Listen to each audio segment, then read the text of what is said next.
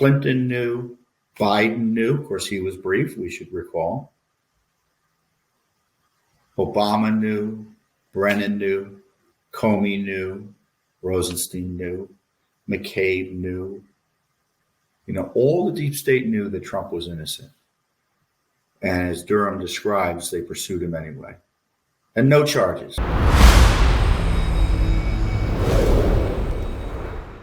Now, what's new in there, or at least what's new to me, and I can't say for sure it's not new to you, and it may be not new to others because it's somewhere buried out there in the media domain. It's the corruption of Hillary Clinton.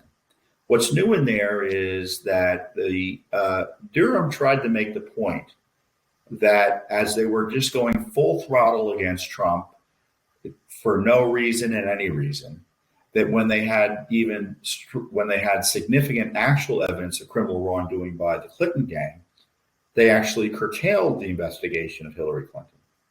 For instance, gave her a defensive briefing because they were worried about foreign nationals targeting her. No defensive briefings for Donald Trump. But even worse, they, it looks like, obstructed investigations, for instance, into the Clinton Foundation. We knew about this generally, but we have those specifics. He had 3 different U.S. attorneys' offices investigating information related to pay to play at the Clinton Foundation, tied to the State Department, generated through Judicial Watch materials initially. What happened is you had senior level interference to slow down and curtail those investigations. They brought those, they shut down or took out the authority of some of the offices to do anything to try to centralize the investigation in a way that allowed them essentially to shut it down and curtail it. And for instance, they had information that there were, hundreds of thousands of dollars related to a bribery scheme tied to Hillary Clinton's foundation. And they did nothing with it. I mean, Hillary Clinton still has, significant evidence of criminal conduct that hasn't been pursued by the Justice Department, as confirmed in the Durham Report. And the incredible thing is, I talked to you about this scheme by the Clinton campaign and Hillary to manufacture these false charges against Trump to distract from her own the other evidence of criminality. Really, that came out thanks to Judicial Watch. Judicial Watch is kind of like in the background of a lot of this because, first of all, we got a lot of the information that Durham followed up on 4 years later. But for instance, the Clinton emails, the foundation, pay to play, all that is because of Judicial Watch disclosures and litigation. We uncovered the emails, we uncovered the information about the pay to play. And so that's because of Judicial Watch. And because of that, Hillary was put in a box. She was facing the prospect of criminal prosecution.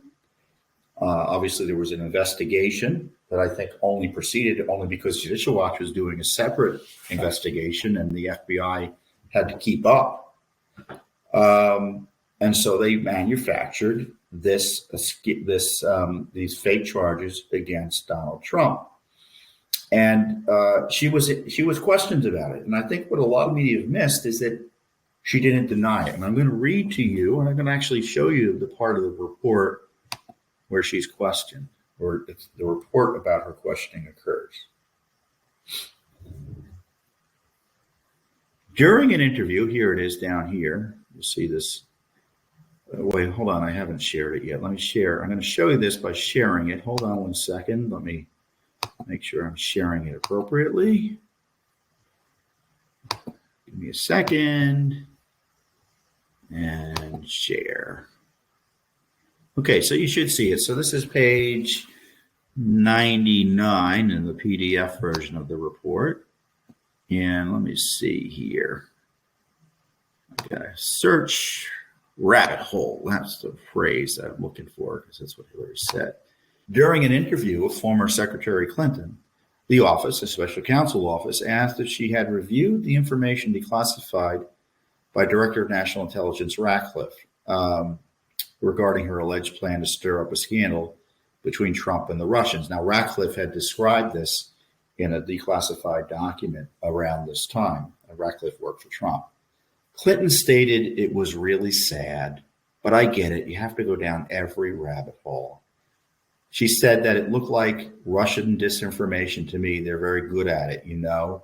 So she was saying that the intelligence, allegedly, which came from Russia, was just disinformation, or she suggested it was. Clinton advised that she had a lot of plans to win the campaign, and anything that came into the public domain was available to her. Now, do you see anything in that paragraph where she denies the issue? Where she denies they made stuff up to distract from her email criminality? I don't see anything. So I think that's really important. And, you know, it's confirmation that Hillary knew. I don't know why we would think she didn't know. There's other documents showing when they're talking to, you know, people, Steele and people around him. One of the notes say, let me go back here, stop sharing. That HC knew, obviously Hillary Clinton knew. So that's the other big takeaway here, is that this wasn't something done by people who are outside her control, that she was briefed, she knew, the special counsel questioned her, she had an opportunity to deny that there was no truth to this scheme, and you can see what she used. She just used language that it wasn't even a non-denial denial. It was just a non-responsive answer. Were you involved in this? Did you see this? Was it true? And she didn't answer the question. So, you know, what conclusion do you draw from that, dear listener, dear viewer? She did it. You know, and I've been pushing out the tweet recently. I've done it before. Clinton knew, Biden knew. Of course, he was briefed, we should recall. Obama knew, Brennan knew, Comey knew, Rosenstein knew, McCabe knew. You know, all the deep state knew that Trump was innocent. And as Durham describes, they pursued him anyway. And no charges. Now, I don't know about you. I find that to be insufficient. And in the least, Congress should move to defund the FBI. I don't think it's redeemable. Defund it in whole or part, whatever can get passed. I don't know. Make sure that people involved who are still working there are no longer working there. There's a technique they can use legislatively to defund specific positions. And if they can't fire them, change the law to make it easier to be fired. You know, so there's all sorts of opportunities. Of course, you can impeach people. You could impeach Biden. You know, he was heavily involved in this issue. You know, the part of the Mueller part of this scheme involved falsely suggesting that Manafort and had these shady ties to Ukraine. And, you know, this is all goes back to the Biden-Ukraine issue. And it was the basis for, it helped lead to that hoax impeachment, the impeachment about nothing by Schiff and Company. You know, and Schiff, for instance, he was out there saying, there's evidence there was collusion. There was never any evidence there was collusion. And he was lying. There was evidence he was lying. So what are they going to do about Schiff? He abused his office. Some of them suggested that he should be expelled from the House of Representatives for his lies related to this. And I think that's well worth debating in the least. And of course, this is just the beginning in terms of Judicial Watch's investigations, because there's a whole new set of documents we want, right? We want to know more about Clinton corruption, because she's not going away. I mean, everyone who thinks Hillary's done with politics, they're smoking something. Because I tell you, if Joe Biden ends up not running for presidency, and that's not, you know, it's probably there's a certain chance that happens. Do you think that Hillary Clinton's just going to sit on the sidelines? I mean, she's a significant political figure and remains very active in public policy and politics, and there's got to be accountability. And I'm not sure about the statute of limitations on some of these crimes, whether everything is passed or not. But if I were the next president, I would aggressively review the file of Durham and all the files to see what crimes potentially can be pursued that he was too afraid to pursue on his own.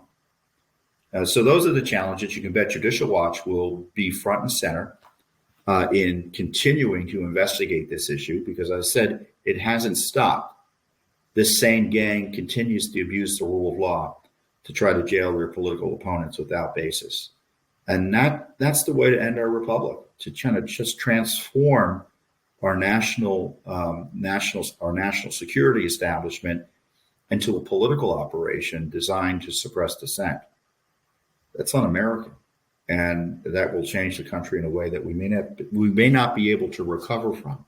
So there's urgency here, and Judicial Watch is dead serious about pursuing it. And I got to say, I'm looking at this Durham report, and what's so frustrating is so much of it Judicial Watch has exposed. We exposed the FISA warrants.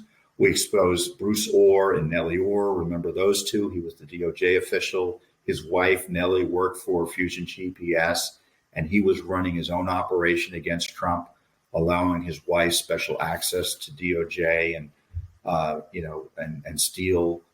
He was working with Steele as well, even after Steele was seen to be of the Steele dossier, a sketchy character. I mean, all sorts of, and of course, where Bruce Orr was in the Justice Department, he should have had no part in this. It was completely outside his purview.